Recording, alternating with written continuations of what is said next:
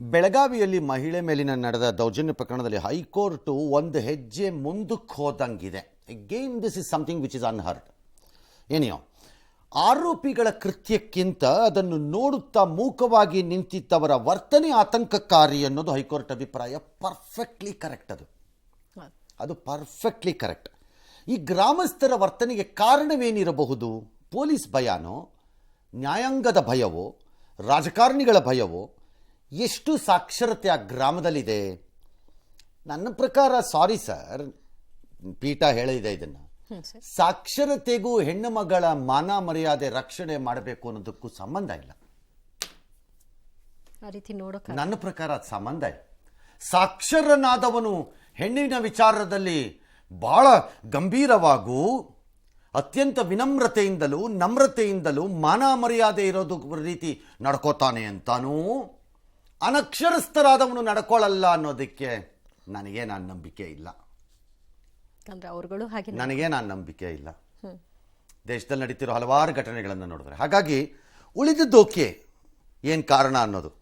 ಹಾಗಾಗಿ ಇಲ್ಲಿನ ಗ್ರಾಮಸ್ಥರ ಬೇಜವಾಬ್ದಾರಿತನದ ಹಿನ್ನೆಲೆಯಲ್ಲಿ ಒಂದು ಸಾಮೂಹಿಕ ಜವಾಬ್ದಾರಿನ ನಿಗದಿ ಮಾಡಬೇಕು ಅಂತ ಹೈಕೋರ್ಟಿನ ಅಭಿಪ್ರಾಯ.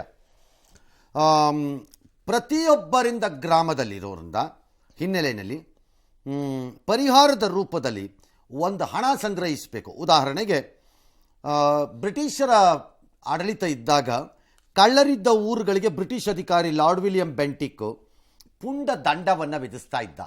ಅದೇ ಥರ ಇಲ್ಲಿ ದಂಡ ಹಾಕಬೇಕು ಇವ್ರುಗಳ ಮೇಲೆ, ಈ ಊರಲ್ಲಿರೋವ್ರ ಮೇಲೆ ಅಂತ ಆರ್ಡರ್ ಮಾಡಿಲ್ಲ. ಮೌಖಿಕವಾಗಿ as a part of their observations ಕೋರ್ಟಲ್ಲಿ ಏನೋ ಚರ್ಚೆ ನಡೀತಿದ್ದಾಗಲೋ ಅಥವಾ ವಾದ ಪ್ರತಿವಾದ ನಡೀತಿದ್ದಾಗಲೋ ಹೇಳಿದ್ದಾರೆ.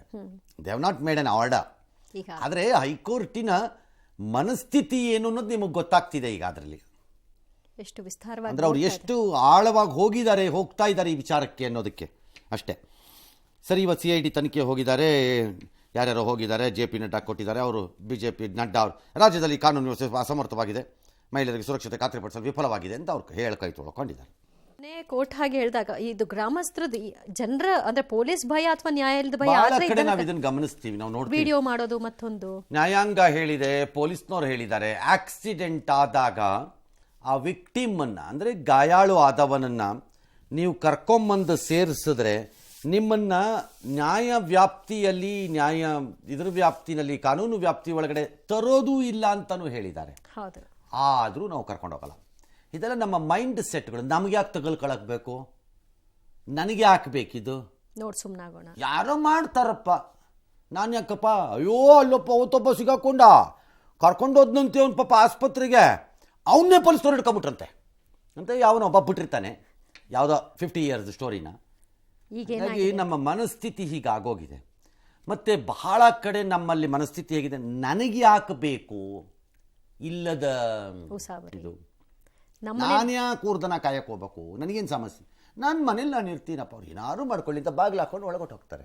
ಅದೇ ನಮ್ಮ ಮನೇಲಿ ಆದಾಗ ಯಾರು ಬರಲಿಲ್ಲ ಅನ್ನೋ ಅದೇ ಸೇಮ್ ಭಾವನೆ ಅದು. ಹಾಗಾಗಿ ಇದು ಅದೇ ಆಗಿರುತ್ತೆ, ಇದು ಅದೇ ಆಗಿರುತ್ತೆ ಒಂದು ಕಡೆ. ಇನ್ನೊಂದು ಕಡೆ ಕೆಲವು ಗ್ರಾಮಗಳಲ್ಲಿ ಮತ್ತು ಕೆಲವು ಪ್ರದೇಶಗಳಲ್ಲೂ ಇರ್ಬೋದು, ಸಿಟಿನಲ್ಲೂ ಇರ್ಬೋದು, they would have pre decided ಈ A ಮತ್ತು B ಮಧ್ಯೆ ನಡೀತಿರೋ ಫೈಟಲ್ಲಿ B ರಾಂಗ್ ರೀ, ಮತ್ತೆ ಇನ್ನೇನು ಮಾಡಬೇಕಾಗಿತ್ತು ಅವರು ಅನ್ನೋ ತೀರ್ಮಾನಕ್ಕೆ ಬಂದ್ಬಿಟ್ಟಿರ್ತಾರೆ ಎ ಪಾರ್ಟಿ. ಅದೇ ಸರಿ ತೀರ್ಮಾನ ಈ ಪ್ರಕರಣದಲ್ಲಿ ತೀರ್ಮಾನಕ್ಕೆ ಬಂದಿರ್ಬೋದು. ಮತ್ತೆ ಮಗಳನ್ನು ಬೆಳೆಸಿರ್ತಾರೆ, ಅಪ್ಪ ಅಮ್ಮ ಉಡ್ಸಿ ಕಷ್ಟಪಟ್ಟಿರ್ತಾರೆ, ಡಿಗ್ರಿ ಮಾಡೋ ಲೆವೆಲ್ಗೂ ಬೆಳೆಸ್ಕೊಂಡು ಹೋಗಿರ್ತಾರೆ. ಈಗ ಹಿಂಗ ಮಾಡೋದು, ಈಗ ಏನು ಮಾಡಬೇಕಾಗಿತ್ತು ಅಪ್ಪ ಅಮ್ಮ ಆಗಿ, ಅಷ್ಟು ಅಕ್ಕಿಲ್ವ ಅವ್ರಿಗೆ ಅನ್ನೋ ತೀರ್ಮಾನಕ್ಕೆ ಬಂದ್ಬಿಡ್ತಾರೆ. ಕರ್ಕೊಂಡು ಹೋದವನು ಯಾರೋ, ಅಮ್ಮ ಏನು ಮಾಡಿತ್ತು ಅನ್ನೋದು. ಹಾಗಾಗಿ ಇದು ಹಿಂಗೆ ನಡೆಯುತ್ತೆ. ಈಗ ಏನು ಮಾಡ್ತಾರೆ ನೋಡೋಣ.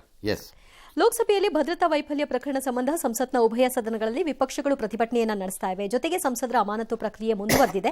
78 ಸಂಸದರನ್ನ ಇವತ್ತು ಸಸ್ಪೆಂಡ್ ಮಾಡಲಾಗಿದೆ. 33 ಲೋಕಸಭೆಯಿಂದ ವಿಪಕ್ಷಗಳ ಸಂಸದರು ಮತ್ತು ರಾಜ್ಯಸಭೆಯಿಂದ 45 ಸಂಸದರನ್ನ ಇವತ್ತು ಸರ್ಕಾರ ಸಸ್ಪೆಂಡ್ ಮಾಡಿತು. ಮೊನ್ನೆಯಷ್ಟೇ 14 ಸಂಸದರನ್ನ ಅಮಾನತು ಮಾಡಲಾಗಿತ್ತು. ಈಗ ಒಟ್ಟಾಗಿ 92 ಸಂಸದರ ಸಸ್ಪೆಂಡ್ ಆಗಿದೆ. ಕೇಂದ್ರದ ಧೋರಣೆಯನ್ನು ಖಂಡಿಸಿ ವಿಪಕ್ಷಗಳು ಹೊರಗೆ ಪ್ರತಿಭಟನೆಯನ್ನ ನಡೆಸಿವೆ. ಅನ್ಹರ್ಡ್ಗಳು 78 ಜನ ಸಸ್ಪೆಂಡ್ ಮಾಡೋದು, 96 ಜನ ಸಸ್ಪೆಂಡ್ ಮಾಡೋದು, ಏನಾಗುತ್ತೆ ಸಸ್ಪೆಂಡ್ ಆಗೋದ್ರಿಂದ? ಏನಾಗುತ್ತೆ? ಪ್ರಶ್ನಿಸೋದೇ ತಪ್ಪ ಅಂತ ಕೇಳ್ತಿದ್ದಾರೆ. ಆಯ್ತು, ಅವ್ರು ಕೇಳ್ತಾರೆ, ಇವ್ರು ಹೇಳ್ತಾರೆ, ಇವ್ರು ಸಸ್ಪೆಂಡು, ಅವ್ರು ಸಸ್ಪೆಂಡು ಎಲ್ಲ ಸರಿ. ಏನಾಗತ್ತೆ ಈಗ ಈ ಸಸ್ಪೆನ್ಷನಲ್ಲಿ? ಒಳಗ್ ಗಲಾಟೆ ಮಾಡೋದು ಹೊರಗೆ ಹೊರಗಡೆ ಮಾಡೋದು. ನಡೆಯುತ್ತೆ ಅಷ್ಟೇ ಗಲಾಟೆ. That's all. ಇನ್ನೇನಾಗ್ಬೋದು ಭಾಳ ಜಾಸ್ತಿ. 3 ರಾಜ್ಯಗಳ ಚುನಾವಣೆಯಲ್ಲಿ ಪ್ರತಿಪಕ್ಷಗಳು ಸೋತ ನಂತರ ಯಾವುದಾದರೂ ಒಂದು ಘಟನೆ, ಒಂದು ವಿಷಯವನ್ನು ಹಿಡ್ಕೊಂಡು ನಿಮ್ಮನ್ನು ಜಗ್ಗಿಸ್ಬೇಕು ಅಂತ ಅವು ಕಾಯ್ತಿದ್ವು. ಕರೆಕ್ಟ್. ಈ ಸದನ ಪ್ರಾರಂಭ ಆದಾಗ ಅಂಥ ದೊಡ್ಡ ವಿಷಯ ಅವ್ರ ಹತ್ರ ಇರಲಿಲ್ಲ. ಹಾಗೆ ನೋಡಿದ್ರೆ ಕಾಲೆಳೆಯಕ್ಕೆ ನಿಮ್ಮ ಹತ್ರನೇ ವಿಷಯ ಇತ್ತು. ಏನಾಯ್ತಪ್ಪ 3 ರಾಜ್ಯದಲ್ಲಿ ಅಂತ ಕಾಲೆಳೆಯಕ್ಕೆ ಸೋತಿದ್ದು. ಇದು ಅವ್ರಿಗೆ ಸಿಕ್ಕಿದಾಗ ಅವ್ರು ಅದನ್ನು ಅದಕ್ಕೆ ಬೇಕಾದ ರೀತಿ ಬಳಸ್ತಿದ್ದಾಗ ಅದನ್ನು ಭಾಳ ದೊಡ್ಡ ಪ್ರಮಾಣದಲ್ಲಿ ನಿಯಮಕ್ಕೆ ತಕ್ಕಂತೆ, ಈಗ ಅಲ್ಲಿ ಹೇಳ್ತಿರೋದು ಏನೋ ಪ್ಲಕಾರ್ಡು ಹೌದು, ತಂದ್ರು ಅದಕ್ಕೆ ಮಾಡ್ತಾ ಇದ್ದೀವಿ, ಅದಕ್ಕೂ ಇದಕ್ಕೂ ಸಂಬಂಧ ಇಲ್ಲ. ಡಿಫೆನ್ಸ್ ಎಲ್ಲದಕ್ಕೂ ಇರುತ್ತೆ. ಓಕೆ, ಏನಾದರೂ ಒಂದು ನೀವು 75 ಜನದ ಬರೋ ಮೊದಲು ಇಡೀ ಅಪೋಸಿಷನ್ನೇ ಮಾಡಿದ್ರೆ ಸ್ಮೂತಾಗಿ ನಡೆಯುತ್ತೆ ಹೌಸು, ಗಲಾಟೆನೇ ಇರಲ್ಲ, ಗಲಾಟೆನೇ ಇರಲ್ಲ. ಆಗ ಕ್ಲೀನ್ ಮಾಡೋಕ್ಕಾಗಲ್ಲ. ಇಟ್ಸ್ ಫಾರ್ ಎ ಪಾರ್ಲಿಮೆಂಟರಿ ಪ್ರಾಕ್ಟೀಸಸ್ಸಲ್ಲಿ ಮತ್ತು ಸಂಸದೀಯ ಪದ್ಧತಿ ಪರಂಪರೆಗಳಿಗೆ ಇವೆಲ್ಲ ಭಾಳ ಒಳ್ಳೆಯ ಲಕ್ಷಣ ಅಂತ ಯಾರೂ ಏನು ಅನ್ಕೋಬೇಕಾಗಿಲ್ಲ. ಇವತ್ತು ನೀವು ಮಾಡ್ತಿದ್ದೀರಿ. ಲೋಕಸಭೆಯಲ್ಲಿ ಅದು ಭದ್ರತಾ ವೈಫಲ್ಯ dash Delhi special team Karnataka, Haryana, Rajasthan, ಅದೇ ಯಾವ್ಯಾವ್ದು ರಾಜ್ಯ ಬೇಕೋ ಎಲ್ಲ ರಾಜ್ಯಕ್ಕೂ ಹೋಗಿದ್ದಾರೆ. 50 ತಂಡ ಬಂದವು, 4 ಓಡಾಡ್ತಿರೋ 50 ತಂಡ. ಹೌದು, ನಿಮ್ಮ ಕತ್ತೆ ಕಾಯ್ಕೊಂಡು ಕೂತಿದ್ರಿ. ಶೂ ಬಿಚ್ಚಬೇಕು ಅನ್ನೋ ಕನಿಷ್ಠ ಜ್ಞಾನ ಇರಲಿಲ್ಲ.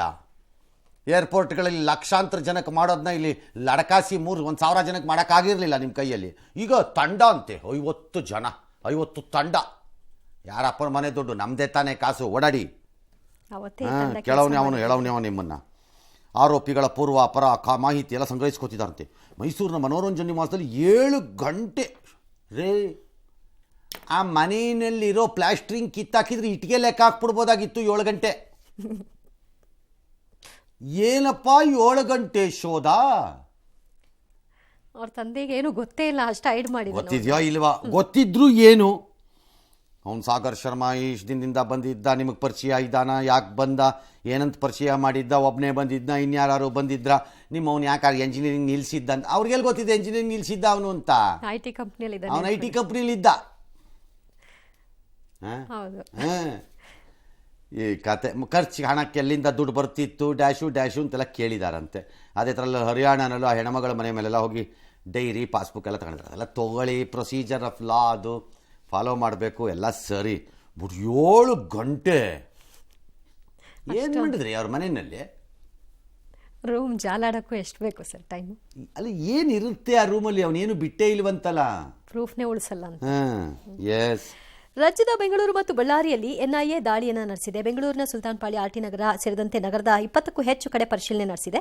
ನಿಷೇಧಿತ PFI ಸಂಘಟನೆಯ 8 ಮಂದಿ ಶಂಕಿತರನ್ನು ವಶಕ್ಕೆ ಪಡೆಯಲಾಗಿದ್ದು, ಐಸಿಸ್ ನಂಟಿರೋ ಬಗ್ಗೆ ಪತ್ರಿಕಾ ಪ್ರಕಟಣೆಯನ್ನು ಹೊರಡಿಸಲಾಗಿದೆ. ಬ್ಯಾಡ್ರಹಳ್ಳಿಯ ಪ್ರಕೃತಿ ನಗರದ ಬಾಡಿಗೆ ಮನೆಯಲ್ಲಿ ನೆಲೆಸಿದ್ದಂತಹ ಬಳ್ಳಾರಿ ಮೂಲದ ಶಮಿಯುಲ್ಲಾ ಎಂಬಾತನನ್ನು ವಶಕ್ಕೆ ಪಡೆಯಲಾಗಿದೆ. ಶಮಿಯುಲ್ಲಾ ಮನೆಯಿಂದ ಸ್ಫೋಟಕ್ಕೆ ತಯಾರಿಸುವಂತಹ 7 kg ಸೋಡಿಯಂ ನೈಟ್ರೇಟ್ ಸೀಸ್ ಮಾಡಿಕೊಂಡಿದ್ದಾರೆ. ಶಮಿಯುಲ್ಲಾ ಜೊತೆಗೆ ಸುಫಿಯಾನ್, ಅಜಾಜ್ ಅಹ್ಮದ್, ಸುಲೇಮಾನ್, ತಬ್ರೇಜ್, ಮುಜಾಮಿಲ್ ಮತ್ತು ಸೈಯದ್ ಸಮೀರ್ ಅನ್ನೋನನ್ನ NIA ವಶಕ್ಕೆ ಪಡ್ಕೊಂಡಿದೆ. ಇದರಲ್ಲಿ ಬಳ್ಳಾರಿ ಸುಫಿಯಾನ್ ಹಿಂದೂ ಧರ್ಮದಿಂದ ಇಸ್ಲಾಂಗೆ ಮತಾಂತರಗೊಂಡಿದ್ದ. ಈತನ ಮೂಲ ಹೆಸರು ನಿಖಿಲ್ ಅಂತ ಗೊತ್ತಾಗಿದೆ. ಆರೋಪಿಗಳು IED ಬ್ಲಾಸ್ಟ್ಗೆ ಪ್ಲಾನ್ ಅನ್ನ ಮಾಡಿಕೊಂಡಿದ್ರು ಅನ್ನುವಂತಹ ಅನುಮಾನ ಕೂಡ ಇದೆ.